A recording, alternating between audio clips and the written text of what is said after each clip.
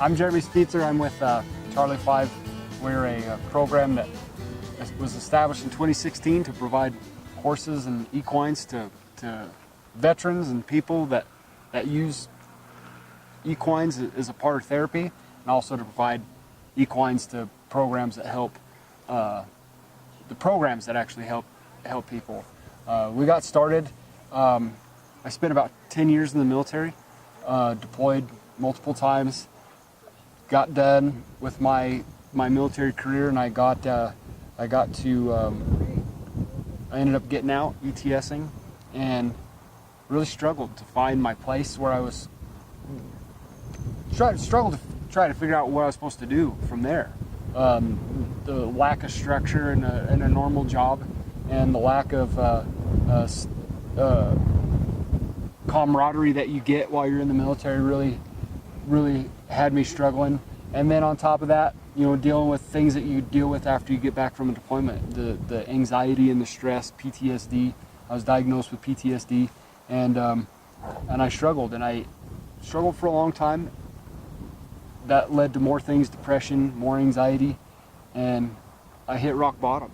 I got to a point where I had seriously considered and even planned out taking my own life because I felt like I was such a burden on the people around me.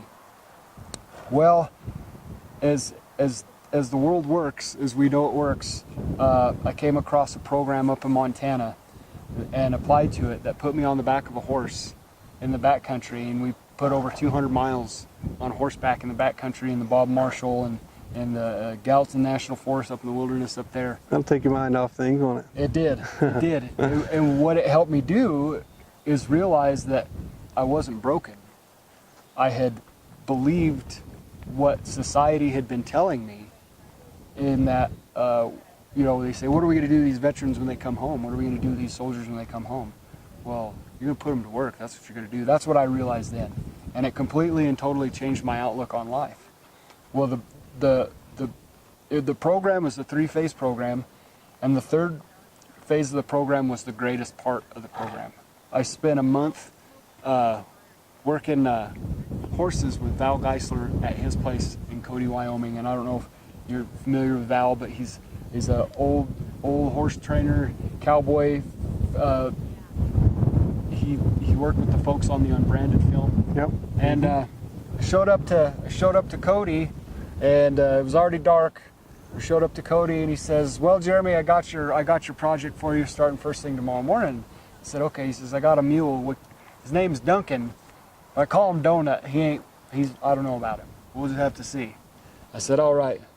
So first thing in the morning, I get up, I step outside, and he opens up the alleyway, and he opens up the gate to his round pen, and here comes this big old giant red mule blazing through there at Mach 20, just like someone shocked him in the butt. And he comes in there, and it took me almost a week before I could get hands on it. And in the month that I spent with Val, we went from him being untouched to being a mule that followed me around wherever I'd go. And we ended up taking him on pack trips. He packed with us, and he's obviously pretty sturdily built. Oh yeah. He packs well, and he's just an easygoing guy. And so Val told me on the radio, my wife was listening to a radio program that Val had me interviewed on there in Cody, and Val said, "Well, you don't know this yet, but I already decided that I'm going to give you that mule. He's yours when you leave." So all that time and work and effort I put into working with Duncan paid off, and I had a mule. Well, February last year, we ended up meeting Val not too far down the road, and picking up Duncan and hauling him back to the house. And he's where I got started. He was the start of CharlieFive. He was the first animal that we got. No, tell folks what CharlieFive is real quick here. Well, CharlieFive is an organization that I founded in 2016, where I train horses and equines, and we get them to people who were like me, who are struggling, long veterans who are struggling after they come back from combat or after they get out of the military. And what I know to be true, and I know you know to be true, is these guys have the ability to heal. Change lives, they sure do. Yeah. They'll change your life. So I got him, I started working with him, started doing stuff, and then I got another horse, and then we ended up getting more horses. And really the story goes, and as things have evolved with our organization, it's not just about the human, it's about the animal. And with all the other horses that we're working and all the other stuff that we're doing, I'm not packing, I'm not going up into the mountains, I'm not riding in the backcountry. I'm more on the ground working with the horses around there, and I'll take them and I'll ride them out in places. But Duncans training and work got pushed to the back burner. So Duncan, being the teenager kid that he is, would start acting like a teenage kid. And when I'd get him out, he'd be incredible. But if I wasn't working him regularly, his attitude would change. And what I realized about him is that in all of this process, he didn't have a choice. We picked him up, we loaded him up in a trailer, and we hauled him to New Mexico. And he didn't have a choice in the matter. And then he ended up, we worked for a while, and then things kind of got stagnant with his training, and he was just standing there.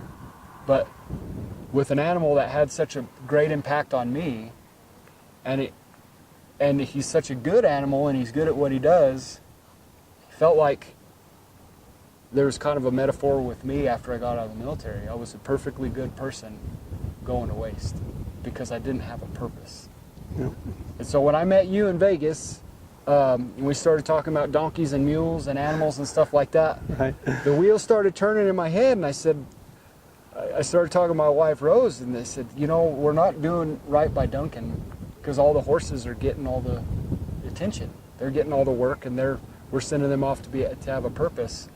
Never wanted to get rid of Duncan, but the last thing in the world I wanted for him is to be sitting there wasting away and not having a purpose. So when I met you, we got to talking more, and we met.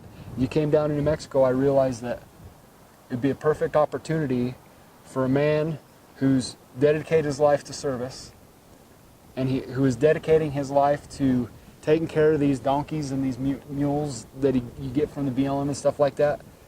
What a great opportunity for Duncan to hand him over to a guy that knows what he's doing, for one, and to hand him over to a veteran who's going to continue to give him a purpose and give him a job. So it's bittersweet for me because I love the mule more than anything in the world, but I also know that there comes a point where I have to do what's right for him, and doing what's right for him is giving him to you, because all the plans you've already told me that you have with him, that's the best stuff. You're a saddle mule, and you're going to take him into the backcountry, you're going to use him. That's a far cry better than sitting in a stall back at the house and getting taken out once a week or once every other week to go work in a round pen or get hauled around or something like that. Well, I tell you, you know, I've had a lot of animals, you know, in my life, and I don't know that I've had one that means more from the get-go than this situation we got going here. Because, you know, for me, Duncan's not just a mule that I just picked up at an auction somewhere. You know, there's a story behind him, you know, and there's a symbology in him.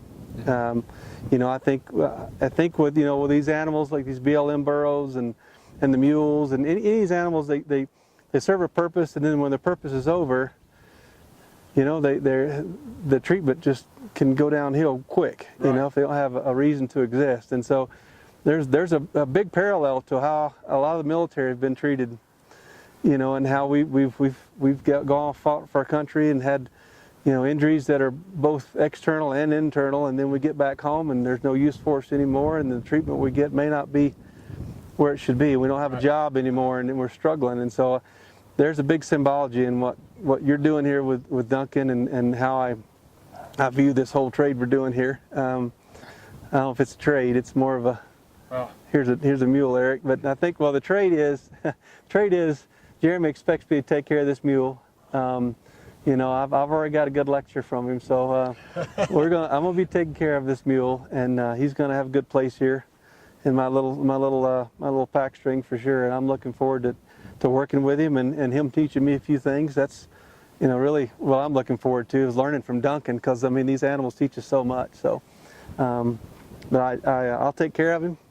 I know. And I'll do what I make him a better mule, and I really appreciate what you've done, and I do appreciate what you're doing. Folks, go take a look at his website, CharlieFive. You can donate there. I've donated as well to try to support him, but he's doing great things. I mean, when he takes these Mustangs in and he trains them up and gets them ready to where he can take them to a qualified veteran and then change their life, where they've got something to focus on other than all their problems.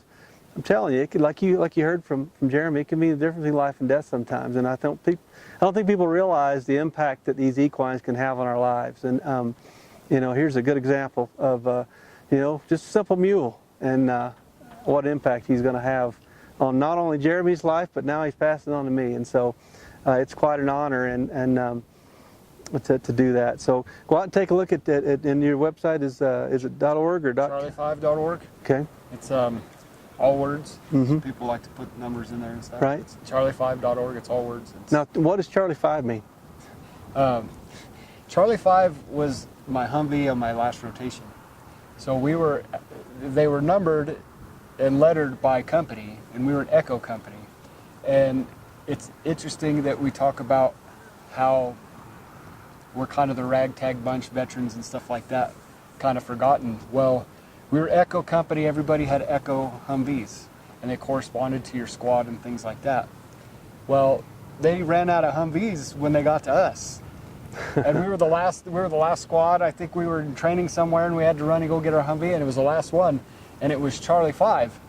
And all of the other Humvees in our columns and in our company were nice, pretty tan Humvees. Well, ours was half green, it was Nice. half tan, but so we were kind of the outcast, kind of like in a way in society nowadays. You think about how many veterans, how many people have been in combat since Vietnam, how many people have been in combat since World War II.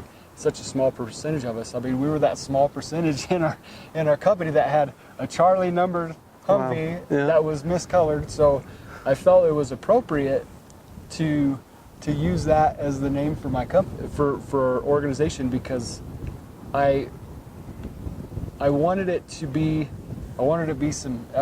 symbolic. Mm-hmm. Of something, and I didn't want it to be. I wanted something to catch. Like, what does that have to do with horses, right? But our Humvee was a good luck charm. Mm-hmm. My crew and I came home 10 fingers, 10 toes. We're very, very blessed. But I learned a lot about my faith in that Humvee. We did convoy escorts between the northern part of Kuwait into Iraq, about 150-mile stretch of road. And I tell you what, I prayed for every inch of road that we traveled down. And I'm sure you understand when it's like IEDs and stuff like that. I was the gunner, so I sat in the turret, and I was the most exposed, and I prayed for every single inch of road that I went down. Yeah. So, yeah, when you don't realize how things can be when you're in a land where people don't want you there, and they'd rather see you dead than alive. Right. And yeah, it makes you appreciate what you got here in the States. But it's I mean, I had the experience. I don't want to do it again, but I'm glad I experienced it, and I know where you're coming from. But well, there you have it, folks. I'm pretty honored to have this mule, and I'm honored to have Jeremy as my friend. So go out and take a look at his website and donate if you can. But thanks for watching. Take care.